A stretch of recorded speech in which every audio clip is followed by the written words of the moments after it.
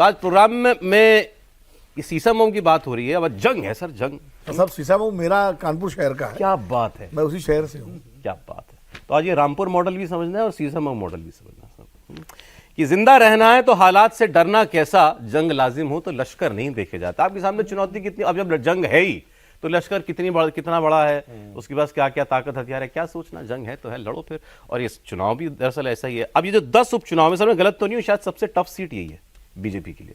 सीसा नहीं, सबसे टफ सीट तो मिल्कीपुर है। चले हम उसको मान लें, मिल्कीपुर। करहल भी है, करहल भी करहल है, करहल तो मतलब ये डेमोग्राफी वाइज जो है मेरे ख्याल से एक बहुत टफ चैलेंज पोज करती है बीजेपी। इरफान टफ सीटों में एक सीट ये भी है। हाँ बेस ऐसे कह ले। इरफान सोलंकी यहाँ से सांसद विधायक थे, अब सांसद, वो जेल चले गए 7 साल। उनके पिताजी होते थे, इरफान सोलंकी के पिताजी भी यहाँ से एमएलए होते थे। तो पूरी पॉलिटिकल लीनियज है उनकी। तो मतलब एक दबदबा है पूरा। हाजी उनका मतलब ना अच्छा नाम था, हाजी सोलंकी करके वो भी थे कुछ। तो वो पहले वो होते थे विधायक, उनकी मौत के बाद जब उनका इंतकाल हो गया तो उनके बेटे, ये बेटे जाए ये दंगाबाजी में गए जेल, 7 साल की जेल होगी, तभी इसलिए यहाँ पर जो है वो उपचुनाव हो रहा है। अब सर ये बटोगे तो कटोगे, उस वक्त चर्चा हुई थी। और उसके बाद अब ये आज 40-60, 60-40, मतलब क्या है मोदी जी का मैसेज, क्या है योगी जी? वो माफ कीजिएगा, योगी जी का। ऐसा एक पुरानी फिल्में हम सभी लोगों ने देखी होंगी। उसमें आजकल जिस तरह से फिल्म दिखाते हैं वो होता नहीं है। हीरो हीरोइन पेड़ के इर्द गिर्द चक्कर लगा के गाना गाते थे। उस समय जो है गले मिलना भी अश्लील माना जाता था। तो फूल आ जाते थे। तो योगी जी उस जमाने के नेता नहीं है। अच्छा, जो बात है खुल्लम खुल्ला, हमारी तरह। हाँ बिल्कुल, कि जो सच्चाई है वो आपके सामने है, उसको दबा के, छिपा के, लिफाफे में लपेट के, चद्दर में लपेट के बोलने से कोई फायदा नहीं है। जब साफ साफ एक समाज कह रहा है कि जो इनको हराएगा उसी को वोट देंगे, तो उसमें छिपाने वाली तो कोई, ये सार्वजनिक बात है। कोई ऐसा नहीं कि बंद कमरे में उन्होंने तय किया और बात कहीं से लीक हो गई, और वो खुलेआम कहते हैं। आप पूछने जाइए काम कैसी कर रही है सरकार, बहुत अच्छा कर रही है, आपको इसका लाभ मिला, उसका लाभ मिला, उसका हाँ मिला। वोट किसको देंगे? योगी को नहीं देंगे, बीजेपी को नहीं देंगे। तो आपके पास चारा क्या है? अगर आप एक कॉन्स्टिट्यूंसी में जहां 40% आबादी ये कह रही, मतदाता ये कह रही कि हम तो इनको वोट देंगे ही नहीं किसी हालत में, तो आपके डेवलपमेंट का, आपके बाकी काम का, सामाजिक समरसता के जो का संदेश है, उन सब का कोई असर नहीं है। चुनाव है, वोट किसको देंगे वहां तय, ये किसको देंगे ये तय नहीं है, किसको नहीं देंगे ये तय है। तो जो बाकी बचे हैं 60, उनसे सवाल है कि भाई हम सब लोग चुनाव कवर सब लोग कर चुके हैं, जाते हैं। ये मुस्लिम बहुल सीट है, कितने परसेंट है? 40% है, 45%।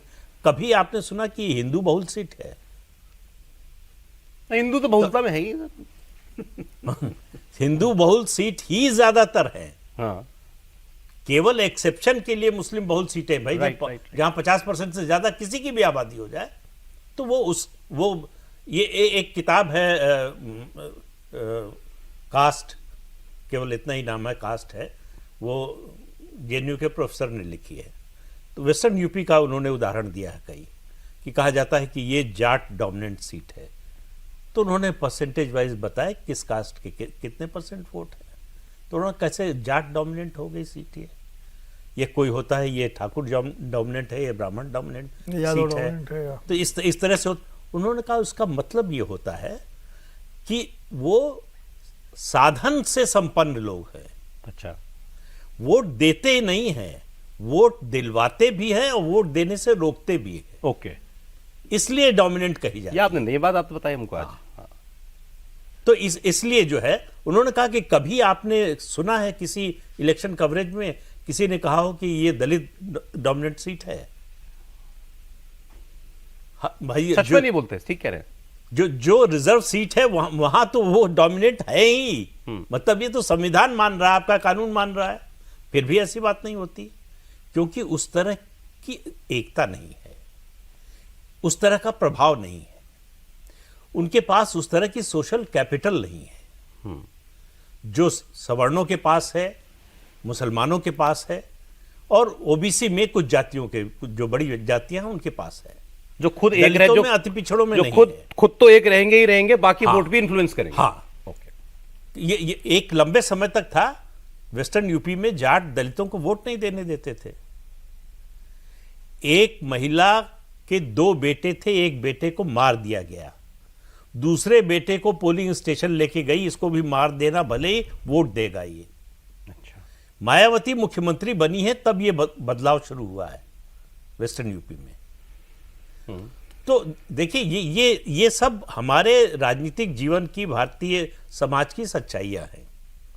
उसको छिपा कर रखने से, दबा कर रखने से वो सच्चाई नहीं तो बदलने योगी जी वाली। कह रहे हैं कि भाई 40 तो मुझे वोट देगा नहीं, हाँ। बाकी तुम 60 समझ लो, तुम्हें क्या 60 करना है। अगर तुम बढ़ जाओगे तो वो 40 वाले जीत जाएंगे। तो मतलब ये है कि आप बहुमत में हैं फिर भी हार जाएंगे।